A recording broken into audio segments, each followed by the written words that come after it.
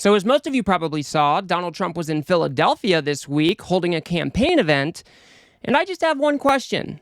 Is Donald Trump okay? Seriously. They're always talking about Biden having cognitive decline, but Trump was a meandering mess. He was jumping from topic to topic with no particular through line. He was lying about this, lying about that, talking about wounds all over his body. I mean, it really seems like Donald Trump is not doing okay. So let's go ahead and look at a series of clips from this event. And we'll go ahead and start off with Trump lying about the crime numbers. Crime is falling under Biden, but he wants to use this as a fear tactic to sway voters. So let's go ahead and take a look at that really quick. But saving this once incredible place begins with stopping the killing and the crime that's setting records every single week. Unbelievably crooked Joe Biden is going around trying to claim that crime is down. He says crime is down. Crime is so much up. First of all, we have a new form of crime. It's called the Biden migrant crime, right? So not only is Trump trying to tie this spike in crime to migrants as a way of dehumanizing them. That way, if he gets into office, he can come in and start these mass deportations he's talking about. But he's just wrong on the facts. Crime is going down, like I said, precipitously under Biden. And we have a fact check that kind of goes over those numbers. So let's take a look at that. Is he right about that? Well, to Judge Biden's claim, we turned to data collected by the FBI. They consider violent crime to be cases of homicide, rape, robbery, and aggravated assault. And the most recent data is from 2022. That year, there were about 370 violent crimes per 100,000 people. If we look back 50 years, starting in either 1972 or 1974, see those red bars there, however you want to count it, the rate was lower in only 2 other years. You can see those in orange here, 2019 and 2014. The FBI hasn't finished analyzing numbers from 2023 yet, but one expert told us there are signs last year's rate will be even lower than the rate was in 2022. So, I mean, as you can see, crime is falling. This is something that Republicans don't want to believe because they want to use it as a fear tactic to rile their voters up. If everybody thinks it's dangerous to go downtown, maybe they'll be more apt to vote in November. And then to tie this to migrants it's just a dehumanizing tactic. We know that migrants commit less crime by 50, 100%? I think Americans commit crime at twice the rate as migrants do. So for him to try to tie this imaginary crime spike to them is disingenuous, and it's a way to belittle these people, make them feel a little bit less human, so he can have his way with them if he becomes elected again. But let's go ahead and move on. Trump says he has no cognitive decline. He's always talking about Biden having cognitive decline, but as we know with Republicans, every accusation seems to be a confession. So let's take a look at what he has to say about his cognitive decline. If I blow it up here, though, they take a perfect, brilliant, beautiful statement that I make. I go for 2 hours without teleprompters. And if I say one word slightly out, they say, he's cognitively impaired. Whereas Biden can run into walls. He can fall off the stage. He can fall up the stairs. He falls up.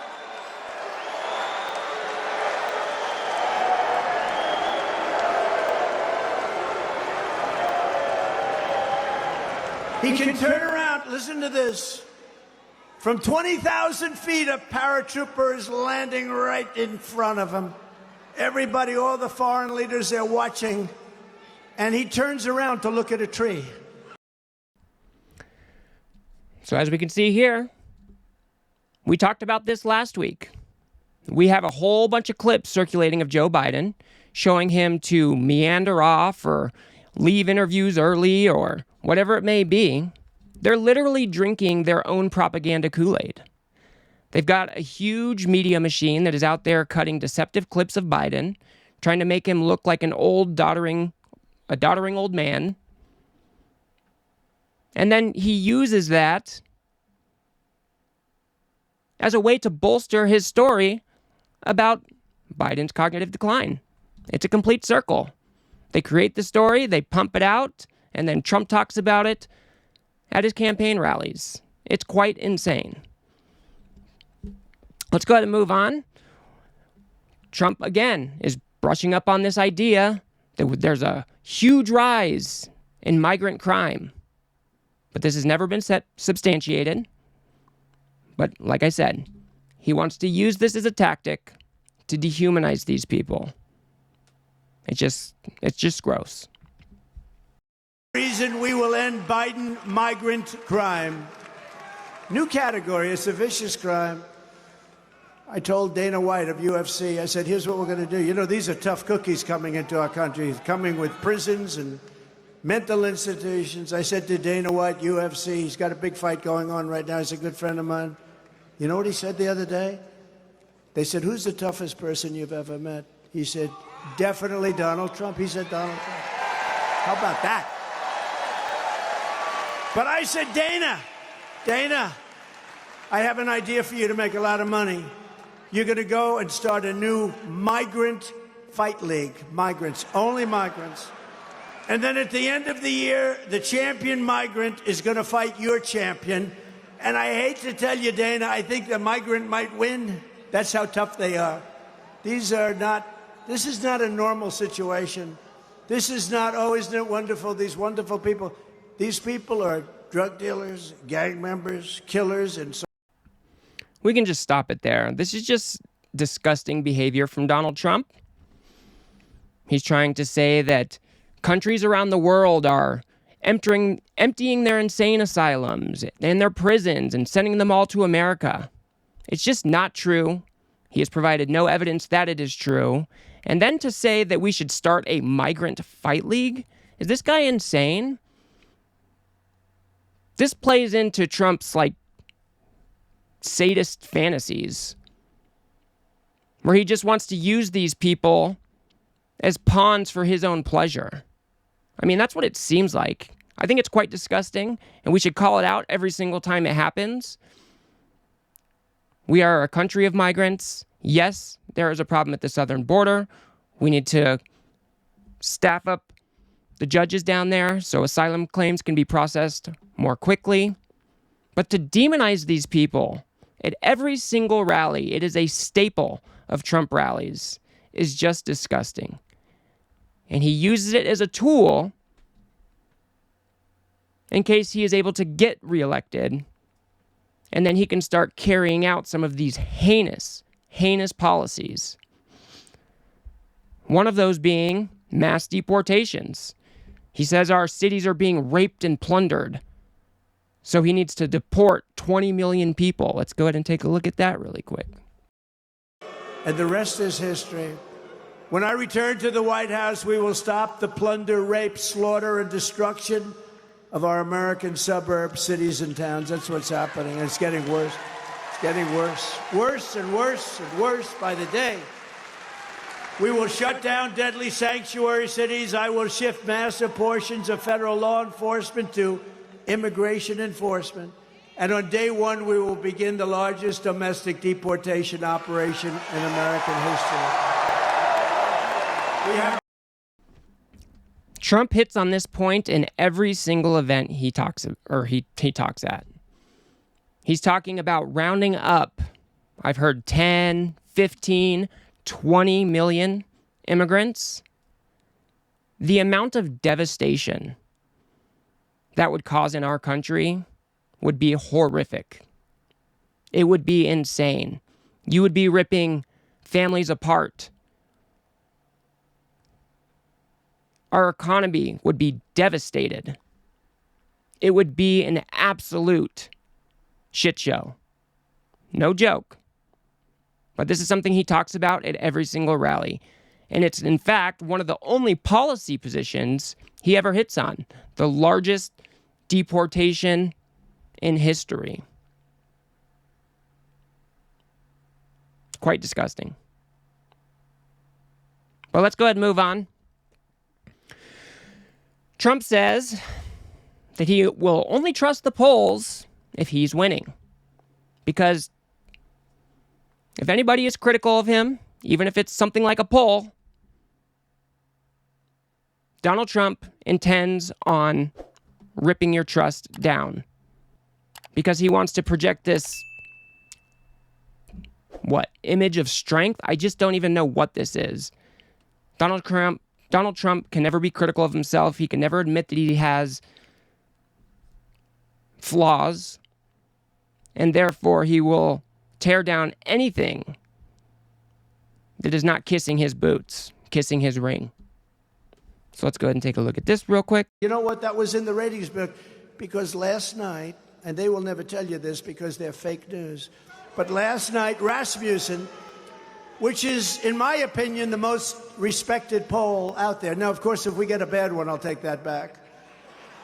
If I had a bad poll, if they come out with a bad poll in a month from now, say Rasmussen is terrible. But Rasmussen, no, it is a highly respected pollster. And they came out with a poll last night that Trump is 10 points up.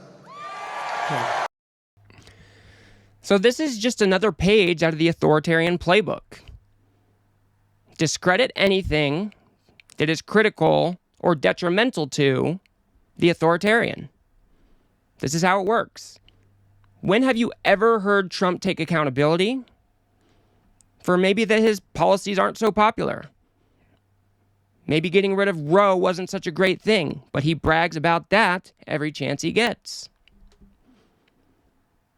So this is something that we're going to continue to see from Trump because he does not have the character to own up and say, oh, maybe the polls are slipping. Maybe I need to do work here, need to do work there to try to garner more support. But moving on, then we have Trump claiming that Biden will get a shot in the ass before their debate. Let's go ahead and take a look at that really quick. Because they want to get him good and strong, so a little before debate time he gets a shot in the ass, and that's... They want to strengthen him up. So he comes out, he'll come out, I say he'll come out all jacked up, right? So again, I think this is another accusation, confession type thing. They keep on saying that Biden is going to come jacked up on drugs for their debate. They're trying to lower the expectations because I think Trump is scared.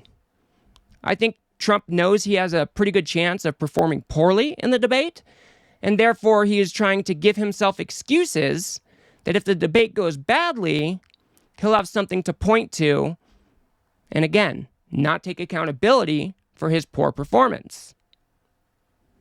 This is textbook Trump, right? And then we have him talking about how he extracted tens of billions of dollars using tariffs from China. Let's take a look at that really quick. They're tired of being called stupid people all over the world. 4 years ago, we were so respected, and now we're being laughed at. I took hundreds of billions of dollars away from China. One of these fakers up there said, he didn't take any money from China, tariffs. I tariffed them for hundreds of billions of dollars. He said, the American people paid. No, China paid. And the American people didn't pay for it at all. It's pretty disturbing that Trump was our president. He might become our president again, and he still does not understand how tariffs work. When you put a tariff on something, that is like a tax to import. Whoever's importing those goods will pass that cost onto the consumer. That's why all of the economists are saying that Trump's tariff plan to try to replace income tax with tariffs would be disastrous. In fact, it probably isn't even possible, because if you raise tariffs that high to try to cover all income tax, it would just be too much of a burden for the American people. It just would not work. So it's pretty insane that Donald Trump still doesn't understand tariffs, doesn't know how they work, doesn't understand that those costs are passed on to the American consumer in the form of higher prices for goods. That's who pays for tariffs. That's how it normally works. And then he is now casually just describing Democrats as scum. Real disgusting stuff here. When I went through that case, my poll numbers went up instead of down. That's never happened. Usually you do this, I will be leaving office, go home to my wife and my family, and I will fight for my name. That's what you normally do. I said the exact opposite. We will fight this scum that we have to beat. We will fight them and we will win.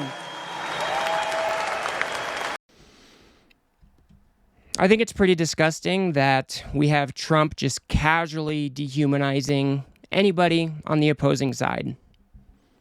You don't hear Democrats doing this to Republicans. You don't hear Democrats doing this to MAGA. This is gross behavior. We should be expecting more out of our potentially elected leaders. Trump was already a president once, and he still used this type of rhetoric while he was president. One of the most divisive presidents in U.S. history. So it really just bums me out that he's going to so casually dehumanize at least half of the country. Probably more. Trump does not have half of this country's support.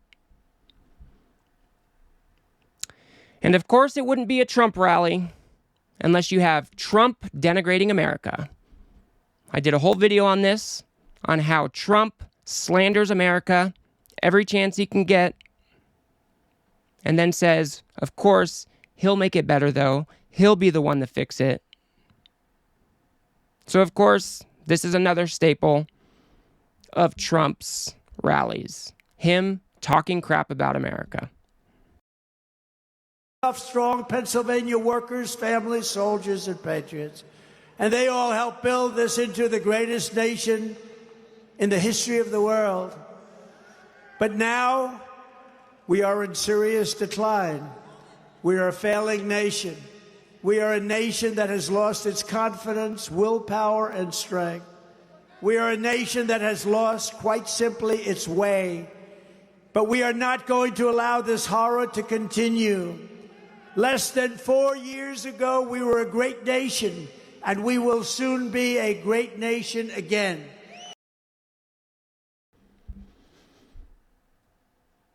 Textbook Donald Trump. I mean, what else is there to say? Should we expect our presidents or potential presidents to be talking so poorly about America all of the time? And of course, he's not out there talking about his policy positions. What is he going to do with Medicare and Medicaid? When his tax cuts expire in 2025, what is that going to look like? Does anybody know? He doesn't talk about these things at his rally. But these are the types of things that we should be expecting from him, right? If he wants to run this country, he needs to give us some understanding of what policies he would pursue if he were to become president. Joe Biden does this.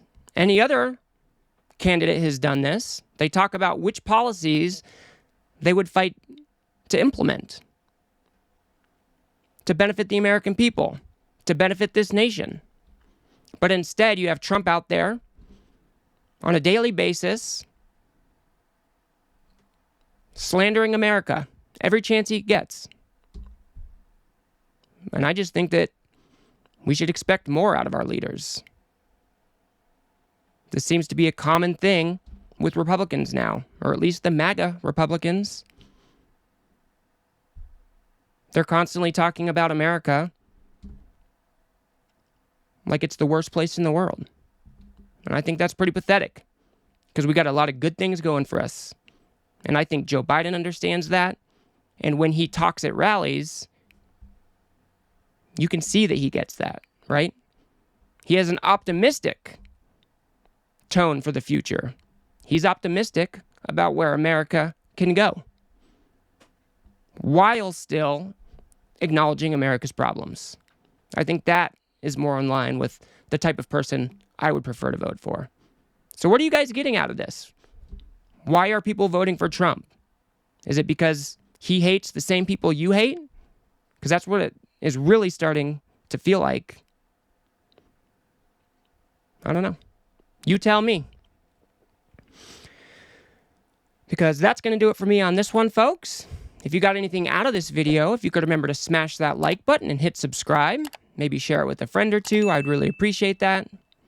If you think I got something wrong, or if you disagree with me about something, let's hash it out in the comments below. And if you want to understand a little bit more about Trump slandering America versus Biden's optimistic outlook, go ahead and watch that video on the screen now. And I will see you guys on the next one.